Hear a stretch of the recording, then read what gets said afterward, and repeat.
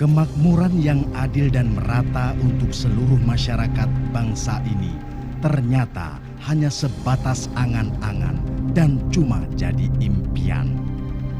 Negara yang kaya raya akan sumber daya alam ini ternyata hanya mengenyangkan perut segelintir manusia rakus dan memiskinkan jutaan rakyat yang lainnya.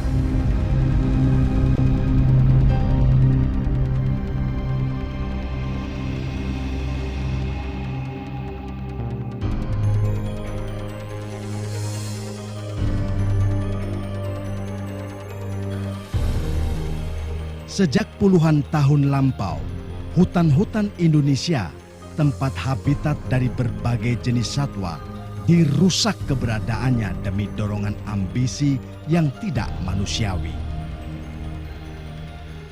Pohon-pohon besar yang memayungi alam sebagai sebuah keseimbangan ekosistem dijarah tanpa henti.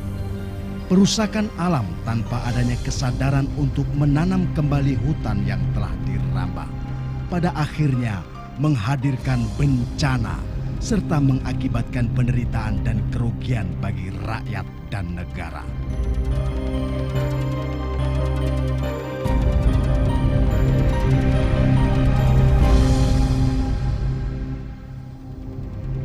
Dan semua perusakan alam itu dilakukan sekali lagi demi mengenyangkan perut buncit maling-maling berdasi, yang ironisnya justru ada juga yang ikut mengatur negara ini.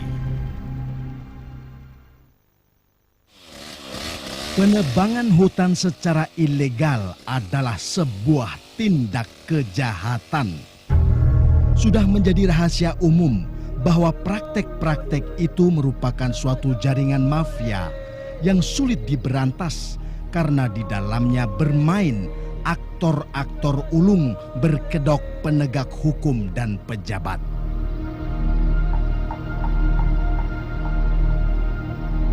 Penebangan hutan ilegal menjadi sebuah lahan bisnis yang besar dan menguntungkan.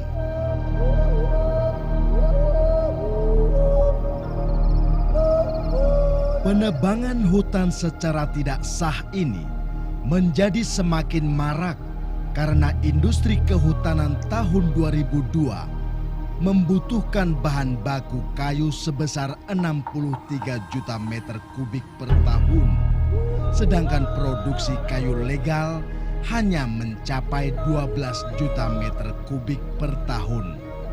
Itu berarti lebih dari 80% bahan baku industri kayu berasal dari kayu curian.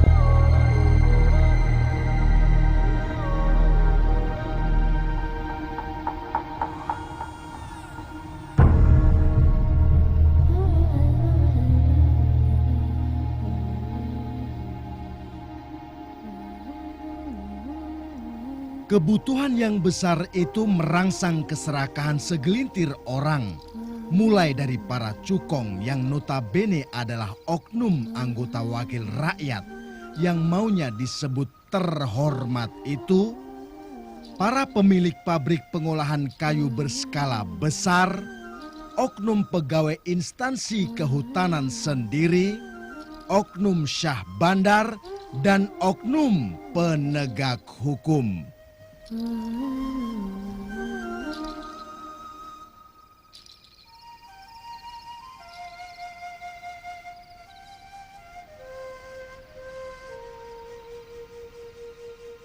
Kesempatan meraup untung selangit menjadi obsesi.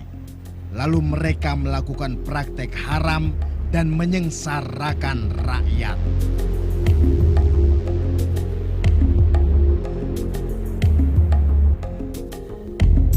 Dari praktek ilegal itu, negara dan rakyat mengalami kerugian sebesar 30 triliun rupiah per tahun.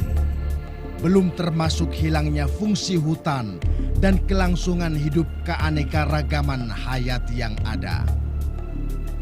Indonesia sebagai negara yang kaya akan hutan alam itu telah kehilangan 72% areal hutannya dijarah oleh maling-maling bangsanya sendiri. Dari data dapat kita pastikan bila praktek ini tidak dihentikan, maka pada tahun 2005 hutan dataran rendah di daerah Sumatera akan hilang. Dan tahun 2010 giliran hutan dataran rendah di Kalimantan menyusul musnah.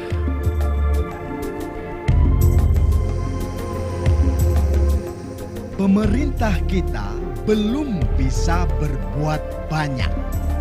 Parlemen terus bersidang merumuskan peraturan. Mereka lupa satu hal, bahwa bukanlah kata-kata atau rumusan perundangan yang terpenting, melainkan tindakan nyata yang harus cepat dilakukan karena kondisinya sudah sangat kritis.